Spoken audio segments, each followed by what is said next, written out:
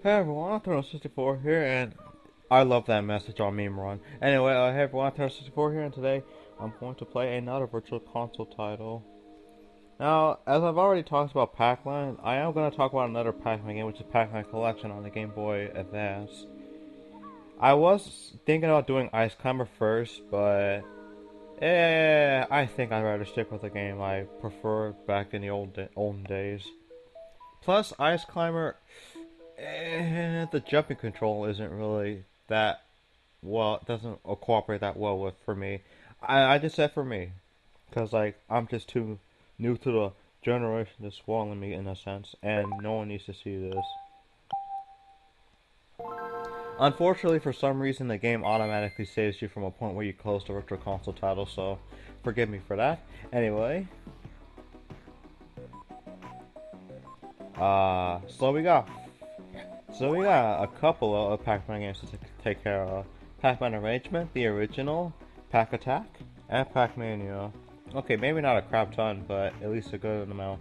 Now, everyone knows the whole Pac-Man game from full screen, but I'm gonna play Pac-Man from the scroll mode. Shadow, known as Blinky, Speedy, known as Pinky, Bashful versus Inky, and Pokey as Clyde. And there's your point, Matt, and there's your points. Alright, so let's do this.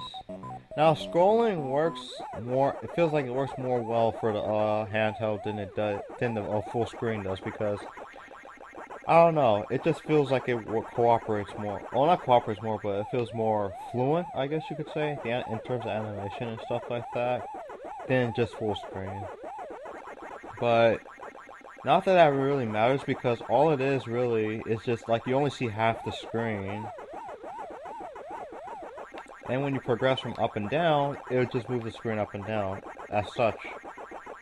So the scroll isn't really that bad, and in all honesty, I don't think it should be like, oh, I thought it'd get there first. It shouldn't be dusted aside, just because it has that feature. Alright, but that's pretty much it.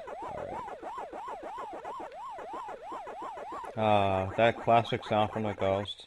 Well, like I said, I'm not going to try covering too much on this. I think I'm just going to take up to, until I get that cinematic on. I think from finishing this round, actually, if I don't die first. Of course. I think Inky and Clyde don't really bother much with you. I know Inky definitely doesn't. I think Inky, at some point later, he'll actually start trying to getting in the way. But Clyde, he's like, nah, should I really care about going after Pac-Man? I know he's just gonna eat me anyway, so why bother? So why bother? However, Clyde does have his moments where he actually does hit you. And when that happens, you know you have to feel embarrassed from that. Speaking of embarrassed, alright, come on, last few pellets and I want my last life. There we go. Now is the cinematic gonna show? Yes, it does.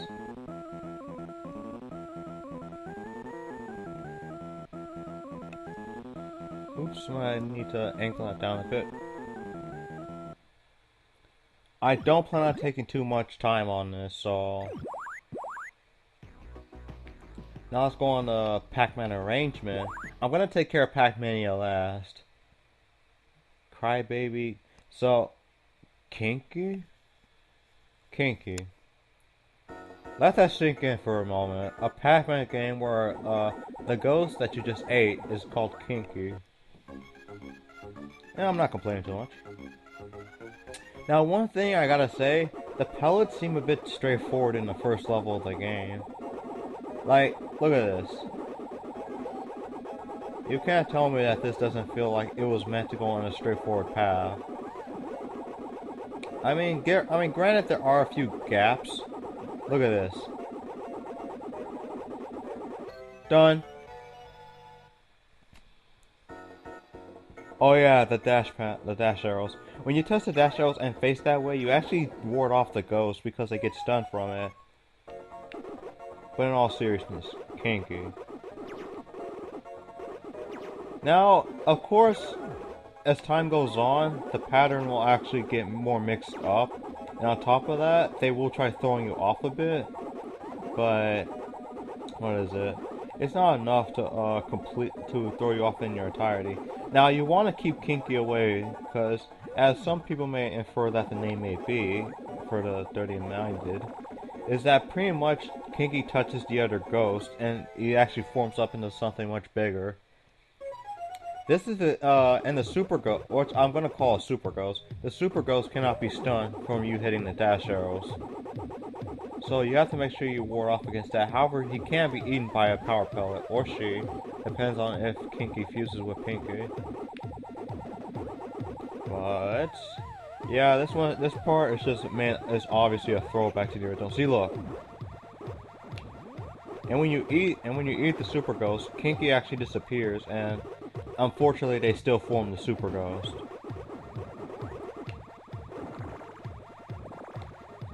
Yeah, oh yeah, the super ghost is actually much faster too. Slightly, I would say slightly smarter as well, but it's on Inky, so it's not really that much smarter. Alright. No, I'm just gonna call it for now, because like I don't want to spend too much time on these games. Alright, next up is Pack Attack. Pack Attack, so it's a kind of like Tetris, Dr. Mario, whichever you may think it fits more into kind of style, but with the Pac-Man theme, going for it. Now, while I can't play the normal mode, which actually does work kind of like Tetris, where it's an endless mode, I will instead focus on the puzzle mode, which actually focuses on actually eating all the ghosts. And I can't believe I honestly don't like the fact that if you just slightly tap the screen or the R trigger, this happens. So you gotta be careful where you're placing the gamepad sometimes. But yeah, let's do this. Look at this. You receive a number limit of packs to gobble all the ghosts on the screen. Before Pac-Man lands, you can change it with the L and R button. I already went through all 100 levels without using any codes, so I am set. And honestly, like I said, I don't want to cut up this whole video on trying to do all 100 levels. And I'm only gonna hit up to like stage 3, I think. Like, I mean, finish stage 3 and then that's it. Cause like, in all honesty, because of my bias, I'm gonna try focusing most of my time on Pac-Mania. Turn around.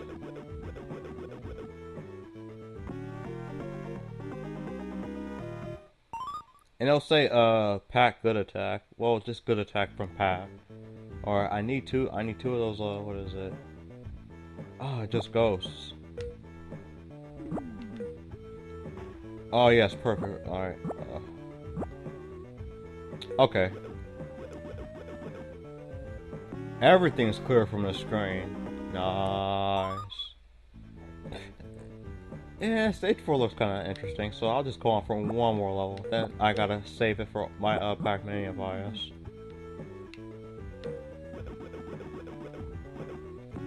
And that is it.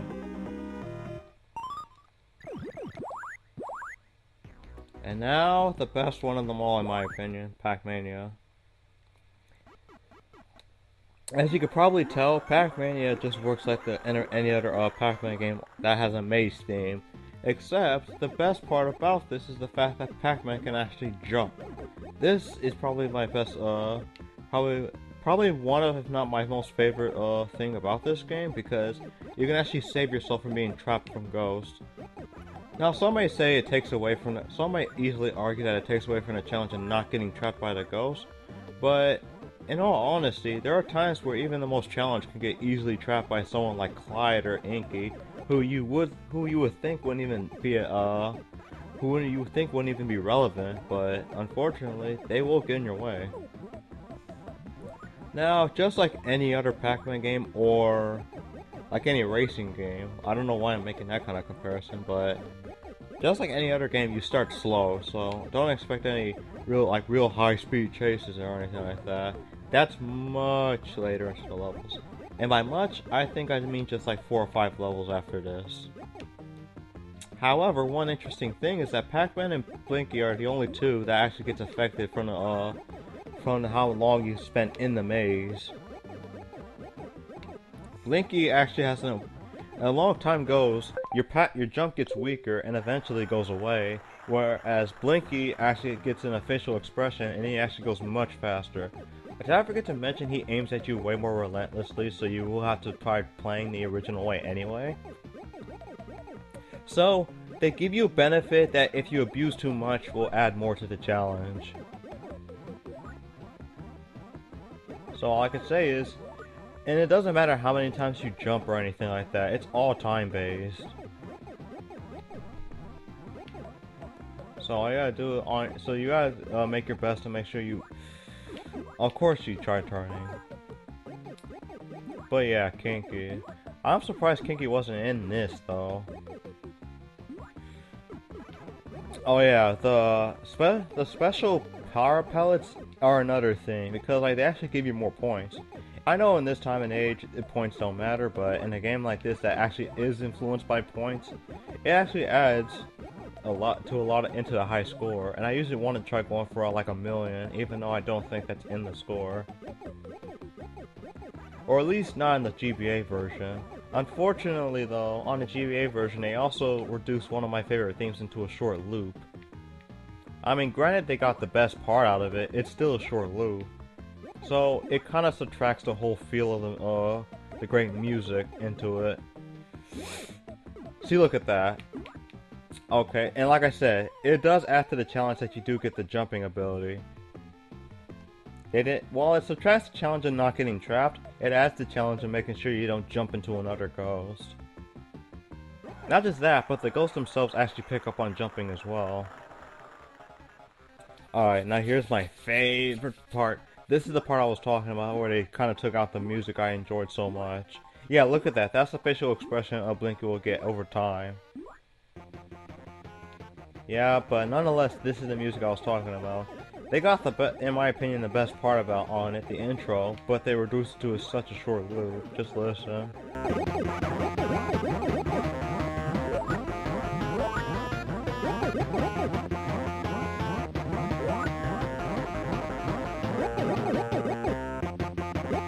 Yeah, and that's pretty much it, and it just loops like that on and on throughout the whole stage. Well, actually throughout the whole world, because like there's more rounds that has this kind of music. I don't know why, because like in the original version it plays the whole thing, and in the soundtrack of this game, this version of the Pac-Man Collection, it has the whole thing, but the full game it doesn't. I don't know why. I, in all honesty, don't understand why they had to not include the whole thing in it. But at least we got it in some way, shape, or form. And in all honesty, I think I'd just play it, like, in the next round, I'll just play the original thing in full to hear the whole thing. But that's it. But is there a way I can, like... No, there isn't. But yeah, I'm just gonna play, like, the full thing in the next round, so...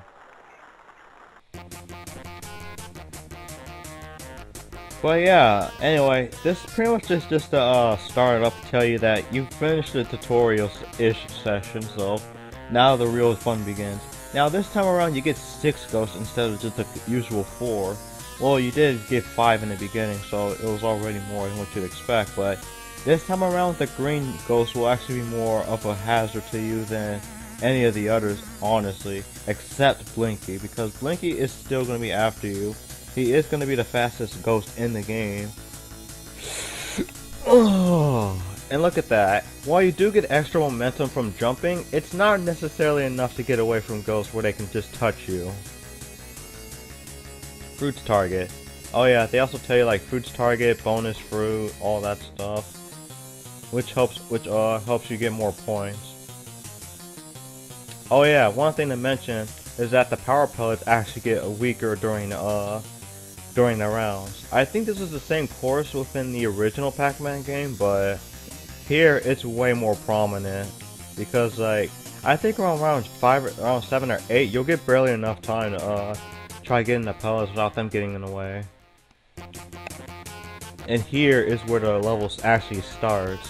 Well, not really starts, but it starts to get more challenging, because now you have 7 ghosts going after you. This is where the challenge, but like I said, this is where the challenge merely begins. Because eventually the challenge will be from the level itself rather than the ghosts. I'll explain why on that later.